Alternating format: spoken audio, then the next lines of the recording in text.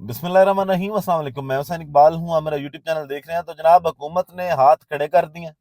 और जो कल तक तड़ियां लगा रहे थे कि जनाब कमीशन बनाना है तो कमीशन 2014 से बना लें, अब वो उल्टे पैरों वापस गए हैं। और बड़ी खबर आपको देंगे कि मुज़ाकरात, जिनका हम शुरू से आपको कह रहे हैं कि इसमें से कुछ भी नहीं निकलना, अब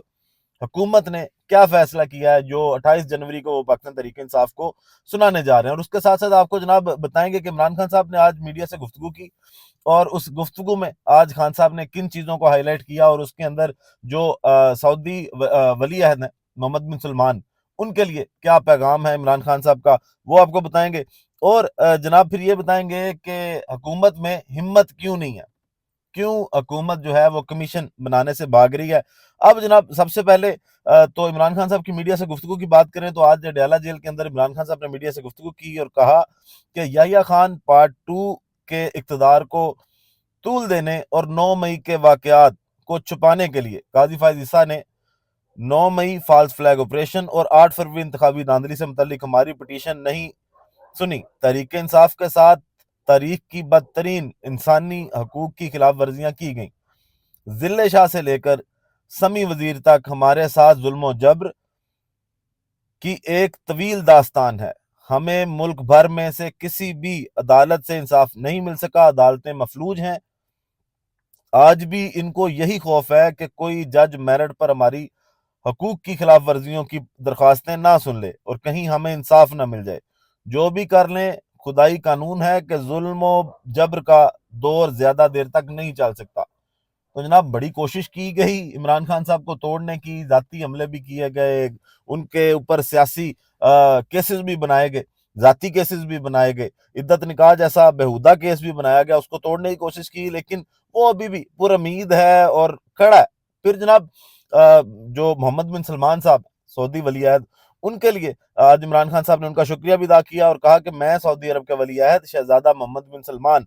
का इंतहाई मशकूर हूं कि उन्होंने मेरी अपील पर 7200 के करीब गरीब और मुस्तहिक पाकिस्तानियों को सऊदी अरब की जेलों से रिहा किया। मैंने हमेशा यही कोशिश की कि अपने ओहदे असर और रसूख से आम पाकिस्तानियों की जिंदगी संवारने का इकदाम कर सकूं। मेरा सियासत में आने का मकसद भी यही था और मैं तादम इसके लिए जदोजहद जारी रखूंगा। मुझे या बुशरा बीबी को अलकादर ट्रस्ट से कोई माली फायदा नहीं मिला। मलक रियाज इस बात की गवाही देंगे कि मैं एक वाहिद वजीर आजम था जिसने इनसे अपने जाती या माली फायदे के लिए कोई चीज तलब नहीं की। जरदारी की तरह बिलावल हाउस नहीं बनवाया और ना ही शरीफ खानदान की तरह वन हाइड पार्क दुगनी कीमत पर बेचा है। मेरे लिए पाकिस्तान के नौजवानों का मुस्तकबिल अहम था और इसी के लिए अलकादर यूनिवर्सिटी कायम की। तो जनाब वो जो मलक रियाज साहब वाली पूरी स्टोरी चल रही है ना, जिस पे अलहदा से वीडियो है, वो भी आपको बताएंगे कि क्यों मलक रियाज साहब को प्रेशराइज किया जा रहा है, क्यों उनको ये ट्वीट करना पड़ा है और अब हो क्या रहा है। अब जनाब मजीद खान साहब ने कहा कि उन्होंने मुझे तकलीफ देने के लिए हर हरबा इस्तेमाल किया है। बुशरा बीबी के खिलाफ अपोजिशन की जानिब से चलाई जाने वाली सोशल मीडिया कैंपेन की सख्ती से मजम्मत करता हूँ। अपोजिशन पिछले 6 साल से बुशरा बीबी पर कीचड़ उछाल रही है ताकि किसी तरह से मेरी किरदार कशी की जा सके। जो हमारे हमारे खैर ख्वाह हैं होते हुए इनके प्रोपेगंडे का हिस्सा बनते हैं, वो हमारे खैर ख्वाह नहीं बल्कि दुश्मन के मिशन की तकमील कर रहे हैं। तो जनाब खान साहब ने आज मना भी किया कि बुशरा बीबी साहबा जो है उनका ऊपर जो तनकीद करता है वो मेरा दुश्मन है। ये खान साहब ने जनाब आज क्लियर कर दिया कि मेरा दुश्मन कौन है। फिर उन्होंने कहा पार्टी के अंदर से भी अगर कोई उन पर तनकीद करता है, बेजा तनकीद, तो वो मेरा दुश्मन है। जिस तरह बहुत से इल्जामात बुशरा बीबी पे लगाए गए और पाकिस्तान तहरीक इंसाफ के अंदर से भी लोगों ने कहा कि जनाब इनको मान लेनी चाहिए थी, जब डी चौक ये आए तो बुशरा बीबी नहीं मानी थी कि संजानी से आगे जाए। तो उन लोगों के लिए भी आज इमरान खान साहब ने पैगाम दिया। फिर एक तनाज़ा जो पाकिस्तान तहरीक इंसाफ में खड़ा हुआ आज, वो जनाब बुशरा बीबी की तर्जुमानी का था कि मुशर्रत जमशेद चीमा साहब जो हैं उनका भी वो भी ये क्लेम कर रही हैं कि जनाब मुझे तर्जुमान बनाया गया। मिशाल यूसुफ जई भी यही कह रही हैं कि मुझे तर्जुमान बनाया गया। तो शेख वकास अकरम साहब ने कहा है कि जो सियासी मामलात हैं उन पे जो तर्जुमान होगी वो शायद मुसर्रत जमशेद चीमा होगी, और जो कानूनी उनके केसेस चल रहे हैं उस हवाले से बुशरा बीबी की जो तर्जुमानी करेंगी वो जनाब करेंगी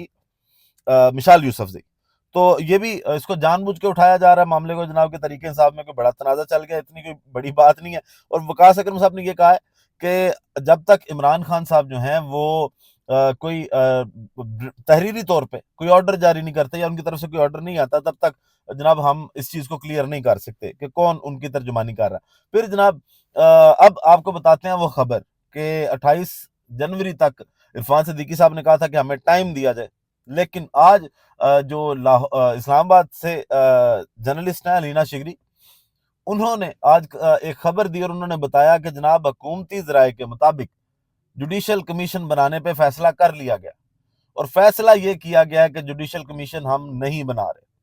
تو جناب اس کا مطلب یہ ہے کہ اگر جوڈیشل کمیشن نہیں بنایا جا رہا، نہ 9 مئی پہ اور نہ 26 مئی پہ، تو مذاکرات جو ہیں وہ ختم ہو چکے ہیں، کیونکہ آج بھی برسٹر گور صاحب نے بھی یہی بات کی، عمران خان صاحب بھی یہی بات کر رہے ہیں، اور پاکستان تحریک انصاف کی پوری قیادت اس چیز پہ قائم ہے کہ جناب کمیشن نہیں بنتا تو مذاکرات آگے نہیں بڑھتے۔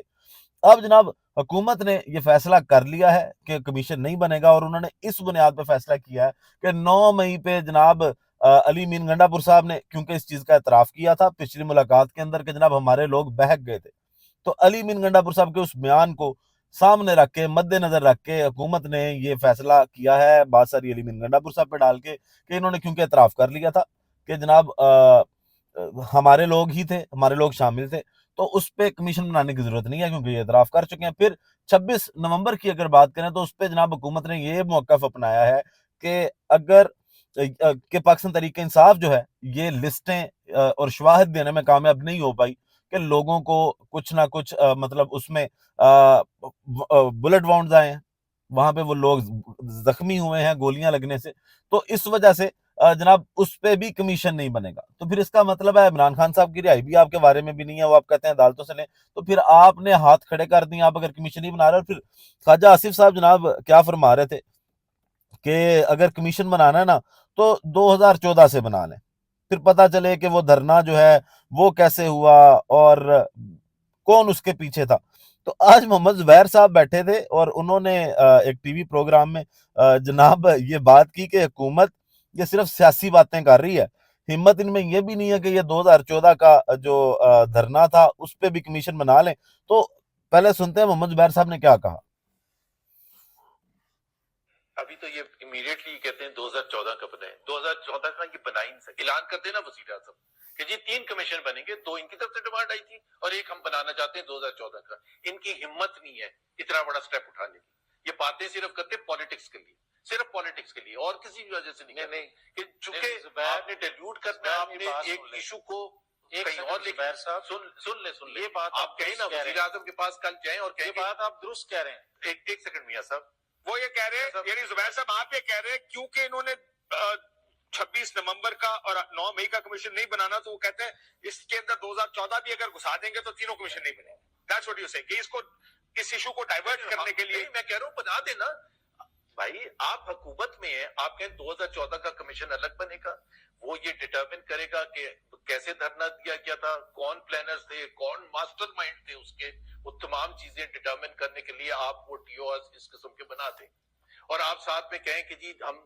9 مئی کا بھی بنا رہے ہیں جو پی ٹی آئی کی طرف سے ڈیمانڈ تھی، کیونکہ ہمیں کچھ نہیں چھپانا، ہم 26 نومبر کا بھی بنا رہے ہیں کیونکہ گولیاں تو ہم نے چلائی نہیں تھی، تو ہمیں کیا ڈر ہے، ہمیں کیا خوف ہے، اس لیے ہم وہ بھی بنا رہے ہیں، تینوں بنا دیں کمیشن۔ جناب یہ انہوں نے بات کی کہ آپ بنا دیں کمیشن، کیونکہ 9 مئی کو بھی اور 26 نومبر کو بھی سیاسی مقاصد کے لیے استعمال کیا گیا، تو بنانا چاہیے، اگر آپ نے اس میں کچھ غلط نہیں کیا تو پھر ڈر کیوں نہیں ہے، اور ہمت کریں 2014 پہ بھی بنا لیں آپ۔ محمد زبیر صاحب کا یہ کہنا تھا۔ اب جناب آخر میں بات کریں کہ جوڈیشل کمیشن یہ کیوں نہیں بناتے۔ وائس آف امریکہ کی اگر آپ وہ ڈاکومنٹری دیکھیں کہ جس کے اندر یہ کہا گیا، اور ایک یافز رحمان صاحب ہیں پاکستان تحریک انصاف کے کارکن تھے، ان کا ذاتی طور پہ انہوں نے ایکس رے کروایا تو پتا چلا وائس آف امریکہ کو کہ جی ان کے اندر بلٹ موجود ہے، ان کو گولی لگی تھی۔ اور پھر ساتھ ساتھ اس ڈاکومنٹری میں انہوں نے یہ بھی بتایا کہ 26 نومبر کو اسلام آباد کے 3 سرکاری ادارے، ان سے جب انفارمیشن مانگی گئی تو وہ اس سے انکار کرتے رہے۔ تو وہاں پہ جب اتنی سیدھی سیدھی باتیں لوگوں کو پتہ، اور انٹرنیشنل میڈیا وہ تو اب آزاد ہے نا، وہ اگر بات کر رہا ہے تو آپ ان کو تو کم سے کم سو کریں نا، اگر آپ نے کچھ نہیں کیا تو یہ پھر آپ کی ذمہ داری ہے۔ باقی مذاکرات جناب پہلے بھی بتایا تھا، ان مذاکرات میں سے ایٹ لیسٹ کچھ نہیں نکلنا،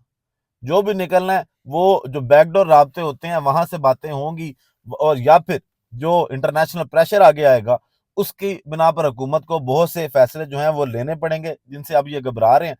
ویڈیو کا اختتام کرتے ہیں اسی دعا کے ساتھ کہ اللہ تعالیٰ پاکستان پر اپنی رحمت نازل کرے۔ پاکستان زندہ باد۔